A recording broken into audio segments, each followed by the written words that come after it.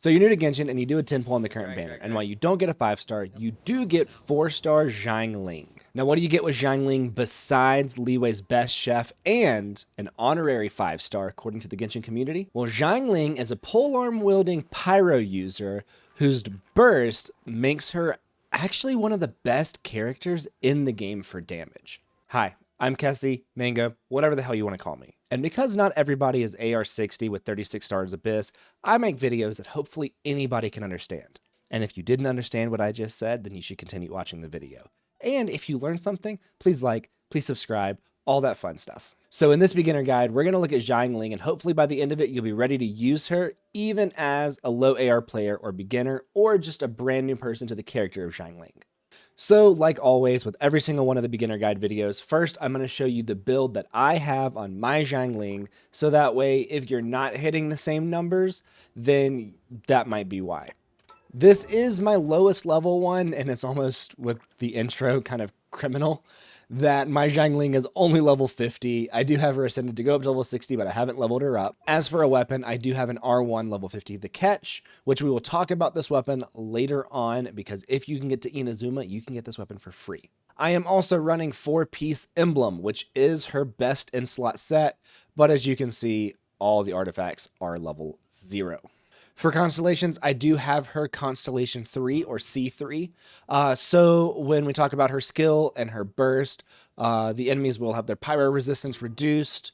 And there will be in her normal attacks kind of an explosion at the end of it. But other than that, that's going to be it. For talents, I do have her 147 because Pyronado is the one from C3 that gets the boost. And with all of that out of the way, let's get into her normal attacks, her skill, and her burst. Okay, so let's do her normal attacks first. She's going to have 5 consecutive attacks. 1, 2, 3, 4, 5, and then that kind of barrage at the end. So her charge attack is going to be the typical spear pole arm charge attack, where she kind of just lunges through them like that. So now for her skill. So she is going to drop this red panda named Guoba. Now, Guoba is going to breathe fire at enemies, and because I do have Constellation 1, you see that their pyro resistance is decreased. That's what those arrows are. Now, Guoba is going to pretty much attack the closest or nearest enemy to him. Guoba is also pretty good at energy recharge to get her burst up. So now we're going to talk about her burst. Now her burst is going to sling her pole arm around her in what is called a Pyronado. Now as you can see, it does follow you. We can drop Guoba in there to decrease their pyro damage, or decrease their pyro resistance, to do a little bit more damage with that burst. So Xiangling's skill and burst are both off field. So if we drop Guoba and we swap to somebody else, Guoba does stay on the field. If we drop her burst and swap to somebody else, her burst does stay on the field as well.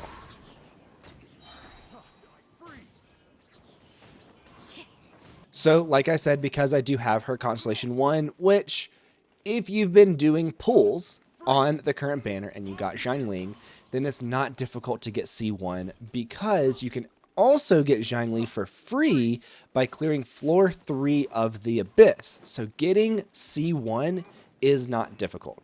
So we can drop Guoba, get him to hit the enemies, get their pyro resistance down, activate the Tornado, Pyronado, and you're just going to be doing more damage because Guoba dropped their pyro resistance. Okay, so now we're going to talk about artifacts. Now, the best 3-star artifact for Xiangling is probably going to be Exile, either the 2-piece or the 4-piece. The 2-piece giving you a 20% energy recharge, and the 4-piece giving energy to your other characters. Now, you can do 2-piece Exile and 2-piece Scholar just to get 20% energy recharge and 20% energy recharge, just to have her burst more ready. The more you can use her burst, the better, because that's where her utility lies. Now, as far as the main stats that you're going to want to do, doing like attack percent, pyro damage goblet, crit rate, crit damage, kind of the normal stuff is going to be what you want to do. The standard main stats is really what you're going to want. You can also do a main stat of energy recharge if you want to have more, or if you're not quite to Inazuma yet and you cannot get the catch. Now, speaking of the catch, this is her best free-to-play weapon. It gets up energy recharge. It does increase elemental burst damage and burst crit rate at refinement rank 1, but you can get this weapon for free. If you are to Inazuma, you can go talk to the fishing association person near Inazuma City, and then they can tell you what all you need to get the catch. You can look up a guide to tell you what fish species you need to fish for to get the catch. But that's a little further adventure rank than what I'm thinking a beginner might be. So that being said, if you have a white tassel, then that can also be really good just because it gets up your crit rate, and then you can just be doing more crits with her burst because it's going to be hitting anything and everything around you. Another good one could be the halberd. It does get up your attack percent, which could be another good 3-star option. So with 3-star weapons out of the way, we're going to look at some 4-star weapons that are craftable. Now, the prototype Star Glitter does get up your energy recharge, which can be really, really good. Also, after using an elemental skill, it increases normal and charged attack damage by 8%. That would be really good if you were going to leave Xiangling on the field. You also have the Crescent Pike, which gets up your physical damage bonus, would just be your normal attacks as long as there's no element infused into it. But after picking up an elemental orb/particle, which Guoba gives out, normal and charged attacks deal additional damage equal to 20% of attack. So this could also be another good one. I do think that prototype Star Glitter would be a little bit better just because of the energy recharge and just because you are going to be doing your burst as much as possible, hopefully. So you want that energy recharge. So now we're going to look at a beginner-friendly party, right? These are going to be using the characters that you're given for free. So, of course, you've got Xiangling, who you pulled, or you got from the Abyss. Hopefully, you got C1. I'm going to then say Kaya. Kaya's burst can go really, really well with Xiangling's for melt reactions. His burst is also off-field, which is great. During the, I believe it's the last event, you could have gotten Fremine for free. So, I'm going to throw Fremine in there in this particular one. If not, another Pyro might be good to get Cryo Resonance, which we'll talk about in just a second. Or this is kind of going to be like your flex spot, right? You could put multiple characters in here.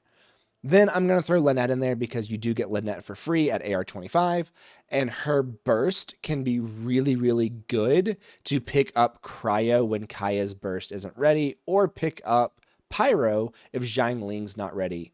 So this is going to be a melt reaction team is the reaction that we're going to be going for. Now, elemental resonances, right? If you do get Cryo Resonance, then it increases crit rate against opponents that are frozen or affected by cryo by 15%. So again, this is really good. It means that Xiangling's burst might be critting more often because it's going to be getting the crit rate up. If you do put another Pyro character in there, then you will increase attack by 25%. That'll just get everybody's damage up a little bit more. So for this rotation, we're going to be dropping Guoba to build up some energy.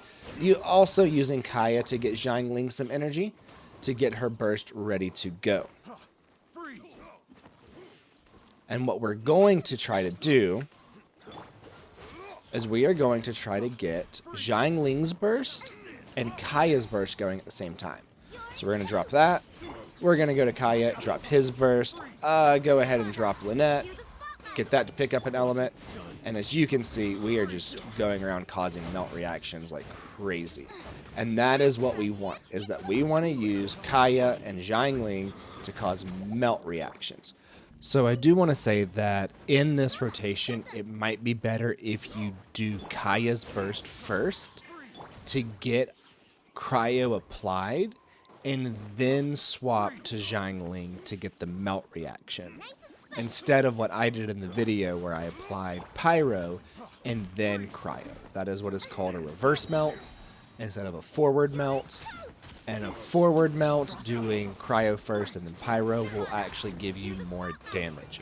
I will go more into that in a video talking about melt, but for right now, do Kaya first, and then do Xiangling. What we can even do is we can get Kaya's burst going, Xiangling's burst going, and even go to Fremine. So now we've got somebody doing on-field damage with both Kaya and Xiangling's burst going around him, having Kaya and Xiangling be off-field. Then we can put Xiangling on the field while we're getting energy recharge back up. We can do that burst. We can go to this burst again. Looks like Lynette's burst is also ready. We can even go back to Xiangling and do some on-field damage with Xiangling. Get some charge attacks in there. All of that fun stuff. And you can see how this can actually be like a pretty decent rotation. As a lower AR player, you are going to kind of have to get your energy, get the rotation down a little bit better to get energy going, so that way you can use your burst more often. Don't be afraid to use the bursts. I remember whenever I was first starting out, I was like, this is my ultimate. I should wait to use this. No. Use it, build it back up. I would be using Fremine a lot more if I actually had Fremine built, but Fremine is only level 20. So I don't have him on the field much just because he would not last very long. So that is just one example of a beginner-friendly team that you could do. Again, you could probably swap out Lynette for somebody else. You could swap out Fremine for somebody else. Those are just the free characters that I would say that you could use if you only have free characters. And that is going to be the beginner guide for Xiangling. Again, if you did learn something, please like, please subscribe, all that fun stuff, and I will see you in the next video.